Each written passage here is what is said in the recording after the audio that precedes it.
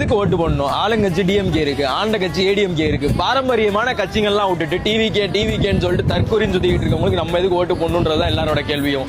இன்னைக்கு நான் ஒரே ஒரு விஷயம் தான் கேட்கிறேன். எல்லாருமே ஸ்டார்ட் பண்ணும்போது ஒண்ணுமே இல்லாம தான் ஸ்டார்ட் பண்ணிருப்பாங்க.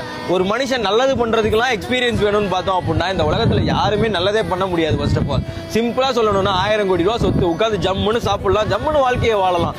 என்ன வேணுமோ எல்லாத்தையும் அனுபவிக்க முடியும். எல்லாத்தையும் விட்டுட்டு உங்களுக்காக வேர்வை சிந்திக்கிட்டு கூட்டத்துல வந்து நெரிசல்ல வந்து உங்களுக்காக பிரச்சாரம் பண்ணிக்கிட்டு தேவையா?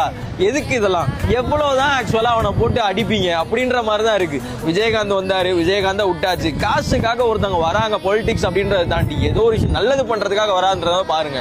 ஏன்னா காசுக்காக தான் most of the people politics என்ட்ரானாங்க. நான் அரசியல் ஒரு சாக்கடை நினைச்சுக்கிட்டு இருந்தேன். சிம்பிளா சொல்லணும்னா போன எலெக்ஷன்ல நானே சீமானுக்கு தான் ஓட்டி போட்டேன். ஆனா இந்த வாட்டி பார்த்தா சீமான் டிஎம்கே பத்தி பேசவே இல்லை. டிஎம்கேவோட பி டீம் மாதிரி எனக்கு தெரியுது. ஆக்சுவலா இப்படி எல்லாம் இருக்கப்ப ஒரு நல்ல மனுஷனை ஏன் ஆதரிக்க கூடாதுன்றதுதான் என்னோட பாயிண்ட். ஆக்சுவலா வரக்கூடிய தலைமுறையாவது நல்லா வாழட்டும்ன்றதுதான் ஒரு பாயிண்ட்.